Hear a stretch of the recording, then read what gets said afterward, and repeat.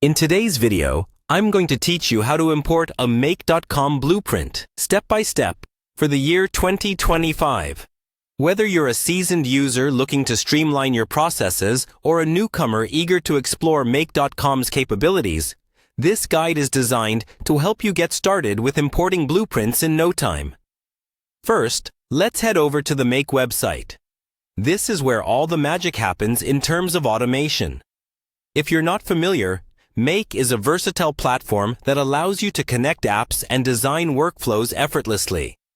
Once you're on the Make homepage, the next thing you'll want to do is to sign in. You can find the Sign In button located at the top right corner of the page. Make sure you have your credentials handy, as you'll need them to access your account. After signing in, you'll be directed to your main dashboard, also known as Make Home. This is the hub of all your automation activities, and from here, you can manage your existing workflows or create new ones. To start importing a blueprint, we're going to create a new scenario.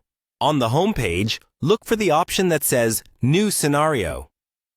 Clicking on this will open up a blank scenario where you can begin crafting or importing a new workflow. With your new scenario open, you'll see a variety of tools and options available to you. But what we're interested in is a small three-dot icon you should see near the top right corner. This icon serves as a menu for additional functionalities within Make. Clicking on these dots will bring up a list of options. One of these options is Import Blueprint. So go ahead and click on Import Blueprint. This will typically prompt you to upload or select a blueprint you have saved elsewhere, or choose one from a library of templates if available. Blueprints are essentially saved workflows or automated processes, and importing them can save you a lot of time by bypassing the need to create new workflows from scratch. And there you have it. You're now well on your way to using make.com to its full potential by importing and leveraging blueprints. Remember, blueprints allow you to easily replicate successful scenarios across different projects or teams, making your workflow more efficient and effective.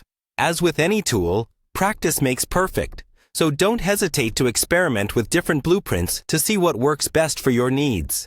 By following these steps, you'll be making the most out of make.com's features, ensuring that your automation processes are streamlined and successful. Thanks for watching, and don't forget to subscribe for more tutorials to keep enhancing your productivity with make.com.